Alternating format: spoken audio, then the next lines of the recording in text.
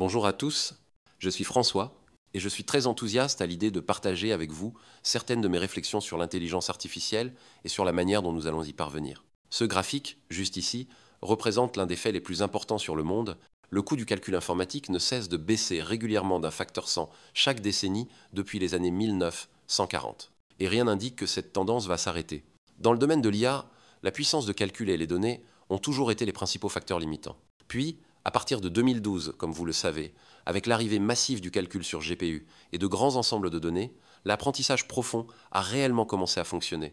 Du jour au lendemain, on a fait des progrès rapides sur des problèmes qui semblaient depuis longtemps impossibles à résoudre en vision par ordinateur et en traitement du langage naturel. En particulier, la modélisation autosupervisée du texte a commencé à fonctionner. Et le paradigme dominant en IA est devenu scalaire, à l'échelle, l'entraînement en amont. Cette approche s'est mise à écraser presque tous les benchmarks. Et, de manière remarquable, elle donnait des résultats prédictibles.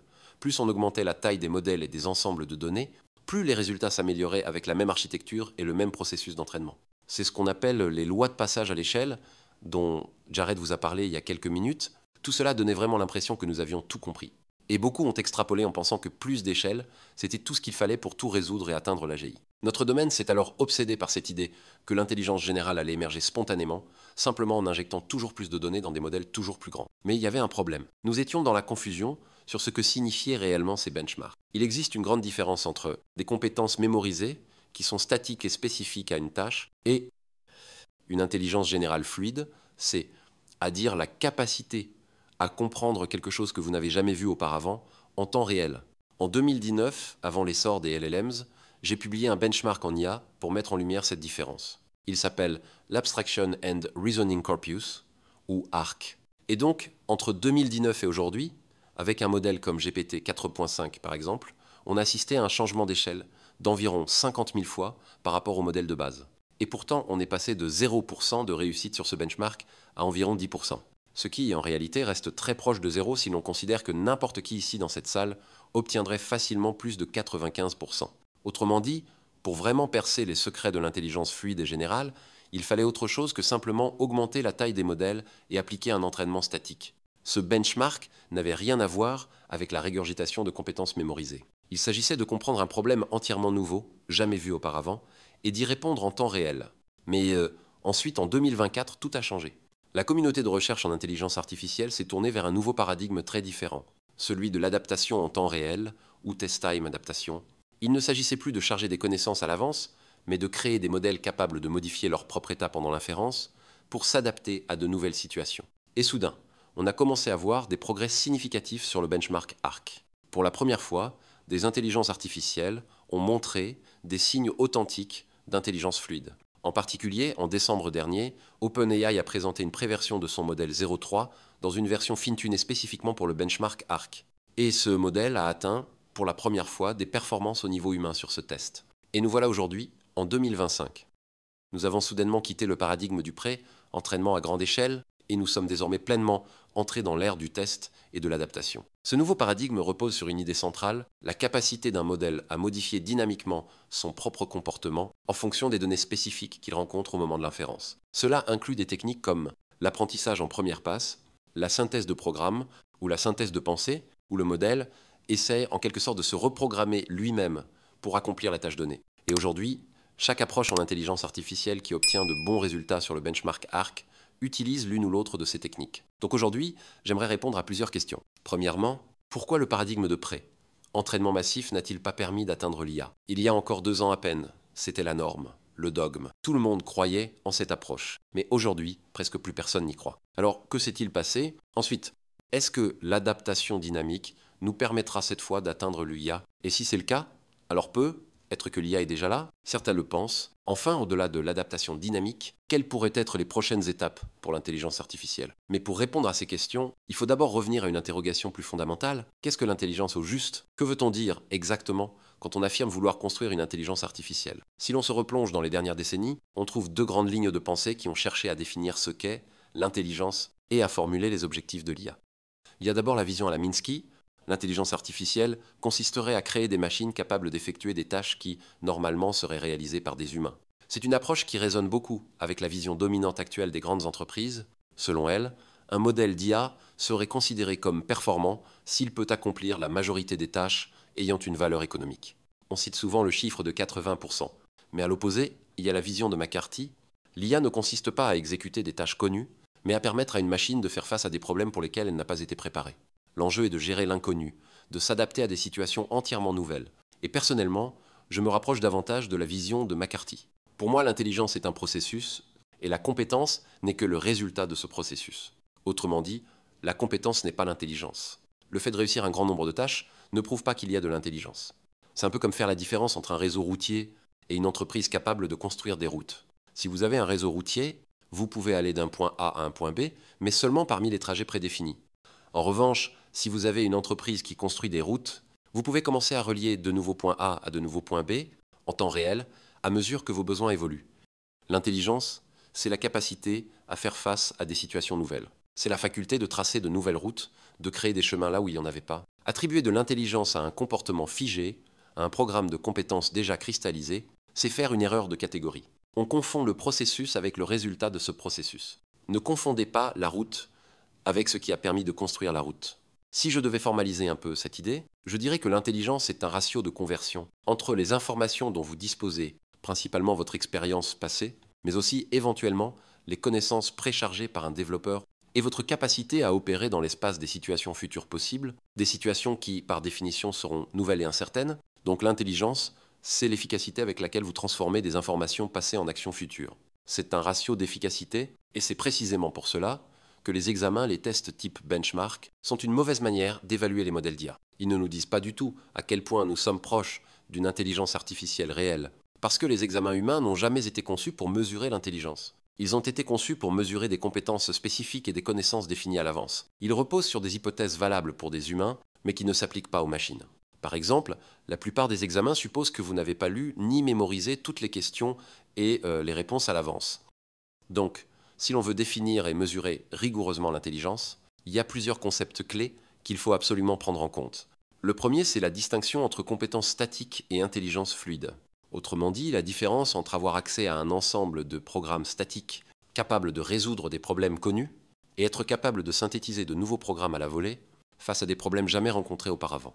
Bien sûr, ce n'est pas binaire. Ce n'est pas soit l'un, soit l'autre, c'est un continuum, un spectre entre les deux. Deuxième concept, la zone opérationnelle. Pour une compétence donnée, il y a une énorme différence entre être compétent uniquement dans des situations très similaires à ce que vous avez déjà vu et être compétent dans une grande diversité de situations. Par exemple, si vous savez conduire, vous devriez être capable de conduire dans n'importe quelle ville, pas uniquement dans une zone géographique restreinte. Vous pouvez apprendre à conduire à San José et ensuite déménager à Sacramento. Vous saurez toujours conduire.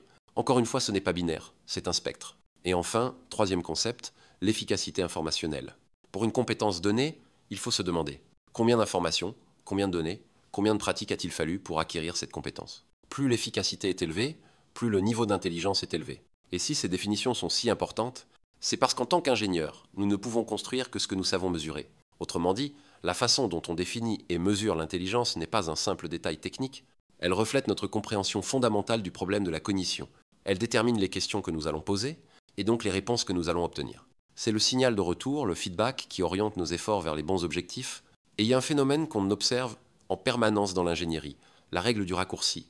C'est le fait que, quand on se concentre sur une seule métrique de réussite, on peut finir par atteindre cet objectif, mais au détriment de tout ce qui n'était pas capturé par cette mesure. Autrement dit, on touche la cible, mais on rate le vrai but.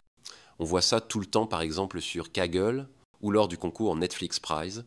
Le système gagnant était extrêmement précis, mais bien trop complexe pour être utilisé en production.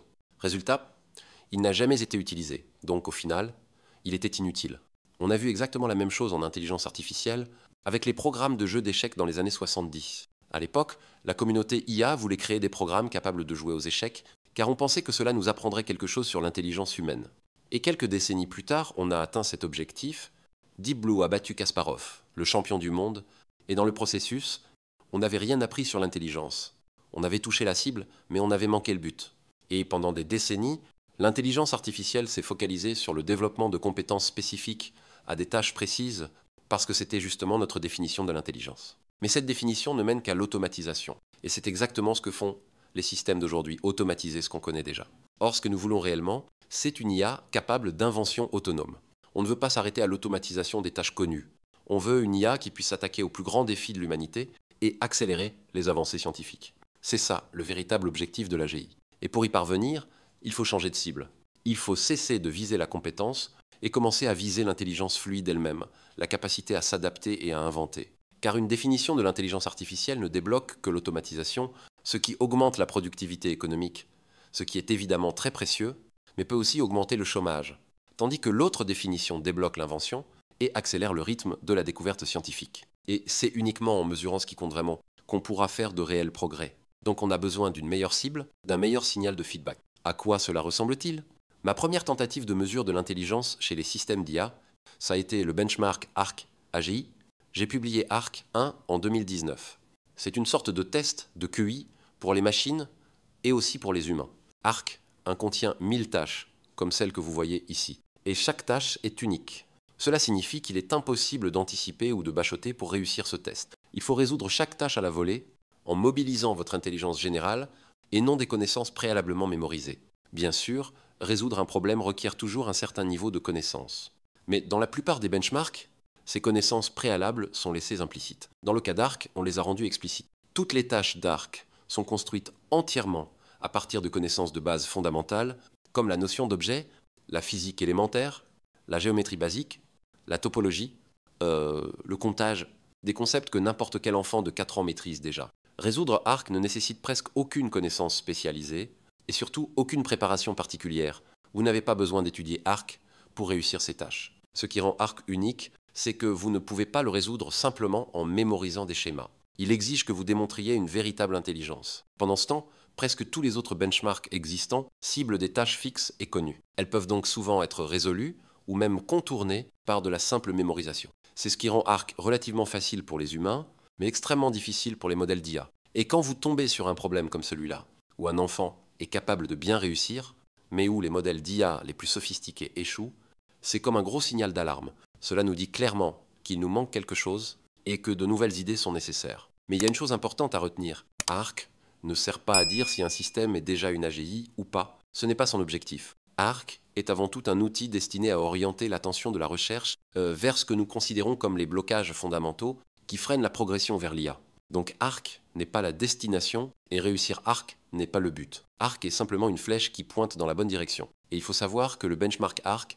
a totalement résisté au paradigme du pré-entraînement à grande échelle. Même après un changement d'échelle de 50 000 fois sur les modèles de base pré-entraînés, leurs performances sur ARC sont restées proches de zéro. On peut donc conclure sans ambiguïté que l'intelligence fluide ne peut pas émerger simplement en augmentant l'échelle du pré-entraînement. Pour démontrer une véritable intelligence fluide, l'adaptation en temps réel est absolument nécessaire. Et ce qui est important, c'est que lorsque cette capacité d'adaptation est apparue l'année dernière, ARC était le seul benchmark, à ce moment-là, capable de fournir un signal clair du changement profond qui était en train de se produire. Les autres benchmarks étaient déjà saturés. Ils ne pouvaient plus faire la différence entre une véritable montée en intelligence et un simple passage en force par force brute. Alors maintenant, vous voyez ce graphique et vous vous demandez être, clairement, ARC 1 est lui aussi en train de saturer. Est-ce que cela veut dire qu'on a atteint une IA au niveau humain ? Eh bien, pas encore. Ce que montre ce graphique, c'est que ARC 1 est un test binaire. C'est une représentation minimale de l'intelligence fluide. Il ne permet que 2 cas de figure.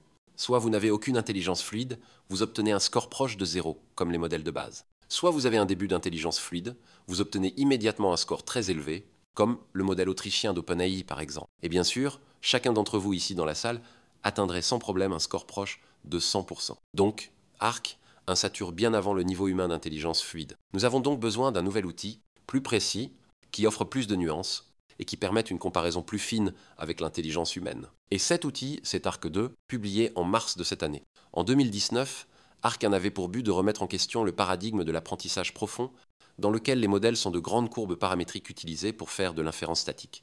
Aujourd'hui, ARC 2 remet en question les systèmes de raisonnement, et plus particulièrement le modèle d'adaptation en temps réel.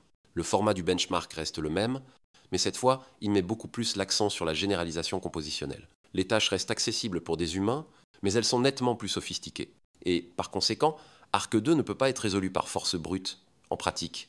Concrètement, dans ARC 1, pour beaucoup de tâches, vous pouviez simplement regarder le problème et voir la solution quasiment instantanément, sans avoir besoin de trop y réfléchir. Dans ARC 2, toutes les tâches exigent un vrai raisonnement, une forme de réflexion délibérée. mais elle reste malgré tout parfaitement accessible aux humains. Et on en a la preuve, car nous avons testé 400 personnes en présentiel à San Diego pendant plusieurs jours. Et il ne s'agissait pas de personnes avec des doctorats en physique, on a recruté des profils très variés.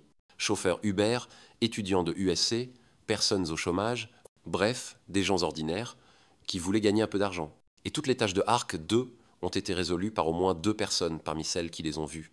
Chaque tâche a été vue en moyenne par environ 7 personnes. Ce que ça signifie, c'est que 10 personnes choisies au hasard, avec un système de vote majoritaire, auraient 100% de réussite sur Arc 2. On sait donc que ces tâches sont parfaitement faisables par des gens ordinaires, sans entraînement préalable. Et maintenant la vraie question, comment les modèles d'intelligence artificielle s'en sortent-ils? Si vous prenez des modèles de base comme GPT 4.5 ou LLaMA 4, le résultat est simple, 0%. Il n'y a tout simplement aucun moyen de résoudre ces tâches par de la simple mémorisation. Ensuite, si vous regardez les systèmes de raisonnement statique, c'est, à dire les modèles qui génèrent une seule chaîne de pensée pour résoudre la tâche, ils ne font guère mieux. Entre 1 et 2%, donc toujours très proche de 0. Ce que cela montre, c'est que pour résoudre Arc 2, l'adaptation en temps réel est indispensable. Tous les systèmes qui obtiennent un score significatif au-dessus de 0 utilisent une forme ou une autre de TTA, Test Time Adaptation. Mais même dans ce cas, il reste très loin du niveau humain. Comparé à Arc 1, Arc 2 permet une évaluation beaucoup plus fine des systèmes de type TTA, comme le modèle 0.3 par exemple, et c'est justement là qu'on voit que le modèle 0.3, ainsi que d'autres systèmes similaires, ne sont pas encore tout à fait au niveau des humains.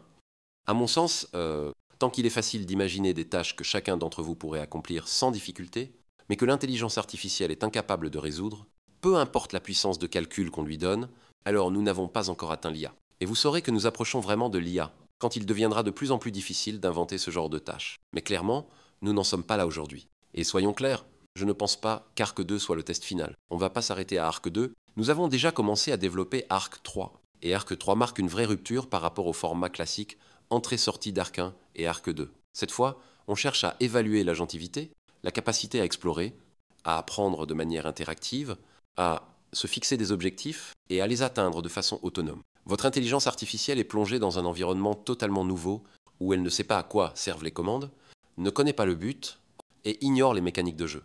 Elle doit tout découvrir en temps réel, en commençant par répondre à une question très simple, qu'est-ce que je suis censé faire ici? Et chaque jeu est entièrement unique, construit uniquement à partir de connaissances fondamentales, comme pour Arc 1 et Arc 2, nous avons déjà développé des centaines de tâches interactives de raisonnement de ce type. Et dans Arc 3, l'efficacité est au cœur du design. Les modèles ne seront pas seulement évalués sur leur capacité à résoudre une tâche, mais aussi sur l'efficacité avec laquelle ils y parviennent. Nous allons établir une limite stricte sur le nombre d'actions qu'un modèle peut effectuer, et nous visons le même niveau d'efficacité d'action que celui observé chez l'humain. Le lancement est prévu pour le début de l'année 2026. Et dès le mois prochain, en juillet, nous allons publier une version développeur pour que vous puissiez commencer à tester la plateforme. Alors, qu'est-ce qu'il faudra pour réussir Arc 2? Aujourd'hui, nous en sommes encore très loin. Et ensuite, pour résoudre Arc 3, nous en sommes encore plus loin. Un jour peut être, on résoudra Arc 4 et on atteindra enfin l'AGI. Mais qu'est-ce qui nous manque encore? J'ai dit tout à l'heure que l'intelligence, c'est l'efficacité avec laquelle vous transformez le passé en capacité à affronter un futur en perpétuel changement. Mais bien sûr, si le futur auquel vous faisiez face n'avait vraiment aucun point commun avec votre passé, aucune base commune avec quoi que ce soit que vous avez déjà vu, alors vous seriez incapable de lui donner du sens, peu importe votre niveau d'intelligence. Mais voilà, rien n'est jamais totalement nouveau. L'univers qui nous entoure est composé d'éléments différents, mais qui sont tous similaires les uns aux autres. Par exemple, un arbre est similaire à un autre arbre. Un arbre est aussi similaire à un neurone. L'électromagnétisme ressemble à l'hydrodynamique, qui elle-même est comparable à la gravité. Nous sommes donc entourés d'isomorphismes, j'appelle cela l'hypothèse du kaléidoscope. Notre expérience du monde semble nous offrir une nouveauté et une complexité infinie, mais en réalité, le nombre d'atomes de sens nécessaires pour la décrire est très limité. Tout ce qui nous entoure est une recombinaison de ces quelques éléments fondamentaux.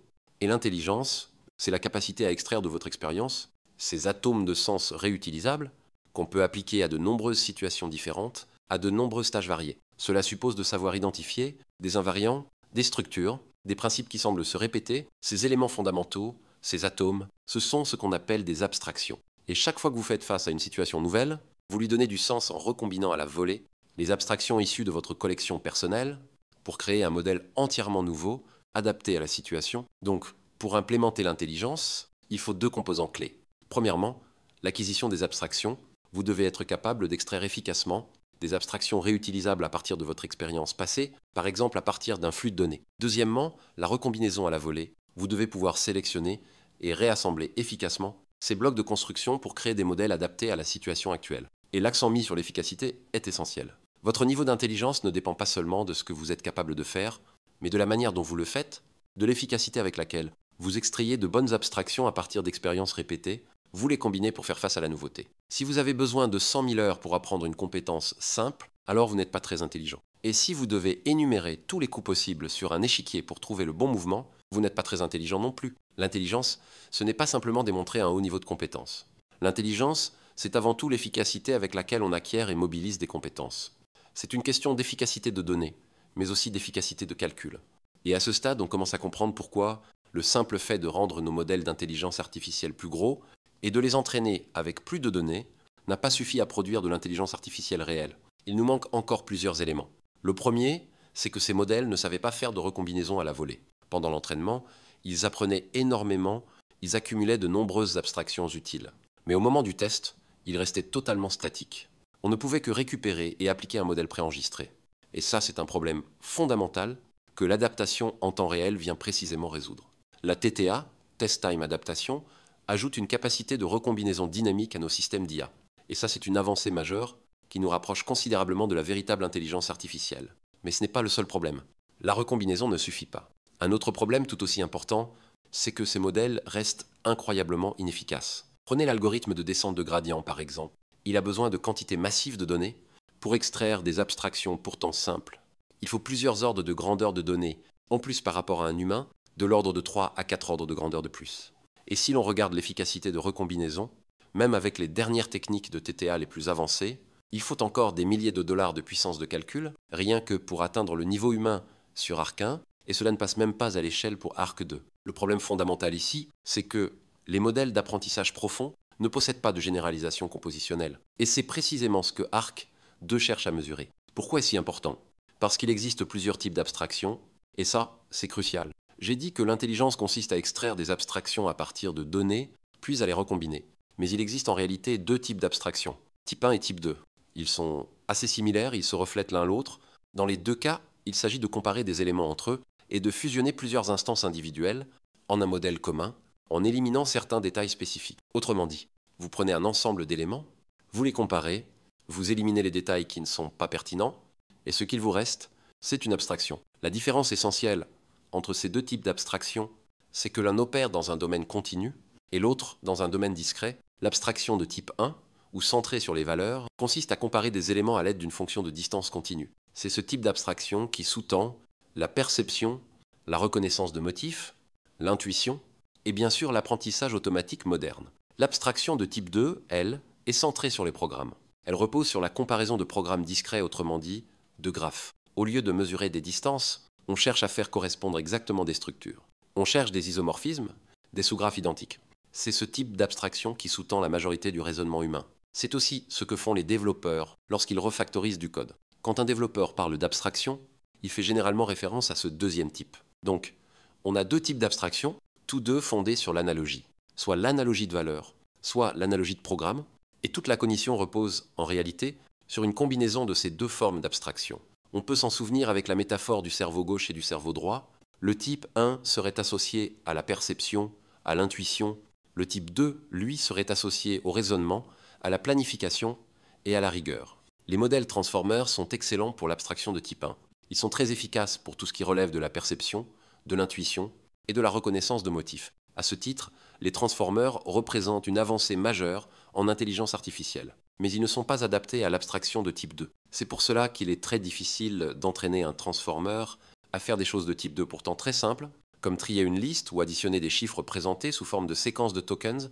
Alors, comment allons-nous progresser vers l'abstraction de type 2 ? Il faut s'appuyer sur des mécanismes de recherche dans l'espace des programmes discrets, plutôt que de rester dans un espace d'apprentissage continu, interpolatif, basé sur la descente de gradient. Car la recherche, c'est ce qui débloque l'invention, au-delà de la simple automatisation. Et tous les systèmes d'intelligence artificielle connus aujourd'hui, qui sont capables d'un certain degré d'invention ou de créativité, reposent sur des mécanismes de recherche discrets. D'ailleurs, dès les années 90, on utilisait déjà des algorithmes génétiques pour concevoir de nouvelles formes d'antennes. Ou prenez AlphaGo, avec son célèbre coup numéro 37, c'était une recherche sur grille. Ou encore, plus récemment, le système AlphaEvolve de DeepMind, tous ces systèmes reposent sur de la recherche discrète. Autrement dit, l'apprentissage profond n'invente pas, mais la recherche, si. Alors, qu'est-ce que la recherche de programmes discrets? C'est, en gros, une recherche combinatoire dans un graphe d'opérateurs issu d'un certain langage, une sorte de DSL, domaine spécifique langage. Et pour mieux comprendre cette idée, on peut faire une analogie entre la synthèse de programmes et les techniques de machine learning que vous connaissez déjà. En apprentissage automatique, votre modèle est une fonction paramétrique différenciable, c'est-à-dire une courbe. En synthèse de programme, votre modèle est un graphe discret, un graphe composé de blocs symboliques issus d'un langage. En machine learning, le moteur d'apprentissage, celui qui vous permet de construire un modèle, c'est la descente de gradient. C'est une méthode extrêmement efficace sur le plan du calcul. La descente de gradient vous permet de trouver très rapidement un modèle qui s'ajuste aux données. En synthèse de programme, le moteur d'apprentissage, c'est une recherche grammaticale, ce qui est en revanche très coûteux sur le plan du calcul. En machine learning, l'obstacle principal, c'est la densité des données. Pour ajuster un modèle, vous avez besoin d'un échantillonnage dense du manifold de données, c'est-à-dire d'une grande quantité d'exemples. En synthèse de programme, c'est l'inverse absolu. La synthèse est extrêmement efficace en données.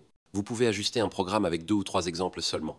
Mais pour trouver ce programme, il faut explorer un espace immense de programmes possibles, et cet espace grandit de manière combinatoire avec la complexité du problème. On se heurte alors à un mur d'explosion combinatoire. J'ai dit tout à l'heure que l'intelligence repose sur une combinaison des 2 types d'abstraction, type 1 et type 2. Et je suis convaincu que vous n'irez pas très loin en misant uniquement sur l'un ou l'autre. Si vous voulez vraiment débloquer le potentiel de l'intelligence, vous devez combiner les 2. Et c'est exactement ce que l'intelligence humaine sait très bien faire. C'est même ce qui nous rend spéciaux. Nous combinons perception et intuition avec un raisonnement explicite, pas à pas. Nous combinons les 2 formes d'abstraction, dans toutes nos pensées, toutes nos actions, partout. Par exemple, quand vous jouez aux échecs, vous utilisez le type 2 lorsque vous calculez des séquences de coups possibles, étape par étape, dans votre tête. Mais vous ne faites pas ça pour chaque coup possible, car il y en a beaucoup trop, n'est-ce pas? Vous allez le faire uniquement pour quelques options ciblées, par exemple le cavalier, la dame, et la façon dont vous réduisez ces options, c'est grâce à l'intuition, grâce à la reconnaissance de motifs sur l'échiquier. Et cette intuition, vous l'avez construite avec l'expérience, vous avez miné inconsciemment votre expérience passée pour extraire ces schémas. C'est donc du type 1. Autrement dit, vous utilisez le type 1, intuition, pour rendre le type 2, calcul raisonné, plus gérable. Alors comment va fonctionner la fusion entre l'abstraction de type 1 et celle de type 2? Eh bien, la technique centrale du système 2, c'est la recherche discrète dans un espace de programme. Et le principal obstacle, c'est l'explosion combinatoire. Pendant ce temps, la technique centrale du système 1, c'est l'ajustement de courbes, l'interpolation à partir d'une grande quantité de données. Vous projetez ces données dans un espace latent, ce qui permet de faire des jugements rapides, mais approximatifs sur l'espace cible. Et la grande idée, c'est justement de s'appuyer sur ces jugements rapides et approximatifs pour contenir l'explosion combinatoire et rendre la recherche de programmes réellement praticable. Une analogie simple pour comprendre, dessinez une carte, vous partez d'un espace d'objets discrets avec des relations discrètes, un espace qui, normalement, nécessiterait une recherche computationnelle lourde, comme trouver un chemin dans un réseau de métro. Puis vous projetez ces objets dans un espace latent où vous pouvez utiliser une fonction de distance continue pour faire des estimations rapides, même si elles sont approximatives, sur les relations dans l'espace discret. Et c'est ce principe qui vous permet de maîtriser l'explosion combinatoire tout en continuant la recherche. Voilà à quoi ressemble la vision complète. C'est le système sur lequel nous travaillons actuellement. L'IA va évoluer vers des systèmes qui ressemblent à des programmeurs, des entités qui abordent une nouvelle tâche en écrivant un logiciel adapté à cette tâche. Face à un problème inconnu, ce méta-apprenant de type programmeur va synthétiser à la volée un programme ou un modèle spécifiquement adapté au problème. Ce programme combinera des sous-modules d'apprentissage profond pour les sous-problèmes de type 1, comme la perception, avec des modules algorithmiques pour les sous-problèmes de type 2. Et ces modèles seront assemblés par un système de recherche de programmes discrets, guidé par une intuition issue de l'apprentissage profond, qui oriente la navigation dans l'espace des programmes. Et cette recherche ne partira pas de zéro. Elle va s'appuyer sur une bibliothèque globale de blocs de construction réutilisables, des abstractions que le système apprend en continu, à partir des tâches rencontrées. Quand un nouveau problème se présente, le système va fouiller dans cette bibliothèque pour y trouver des blocs pertinents. Et chaque fois que, dans le processus de résolution, un nouveau bloc d'abstraction est synthétisé, il sera ajouté à la bibliothèque, comme un développeur logiciel qui publie une librairie sur GitHub pour que d'autres puissent la réutiliser. Le but ultime, c'est de construire une IA capable de faire face à une situation entièrement nouvelle et assembler rapidement un modèle fonctionnel en s'appuyant sur une bibliothèque riche d'abstractions, exactement comme un ingénieur logiciel humain peut créer rapidement un programme en combinant des outils et des librairies existantes. Et cette IA va continuellement s'améliorer en élargissant sa bibliothèque d'abstraction et en affinant son intuition sur la structure de l'espace des programmes. C'est précisément ce type de système que nous développons chez Indica, notre laboratoire de recherche. Nous avons fondé Indica parce que nous croyons que, pour accélérer radicalement le progrès scientifique, il nous faut une IA capable d'invention et de découverte autonome. Nous avons besoin d'une IA capable d'élargir les frontières de la connaissance et non simplement d'opérer à l'intérieur. Et nous sommes convaincus qu'un nouveau type d'IA sera la clé de cette accélération. L'apprentissage profond est excellent pour l'automatisation, il est incroyablement puissant pour cela. Mais la découverte scientifique exige autre chose. Notre approche, chez Indica, c'est de combiner la recherche de programmes discrets, guidés par le deep learning, pour construire ce méta-apprenant de type programmeur. Et pour évaluer nos progrès, notre premier objectif est de réussir ARC2 avec un système qui ne connaît absolument rien d'ARC au départ. Et à terme, notre ambition est d'utiliser ce système pour la science afin de renforcer les capacités des chercheurs humains et d'accélérer considérablement le calendrier de la découverte scientifique.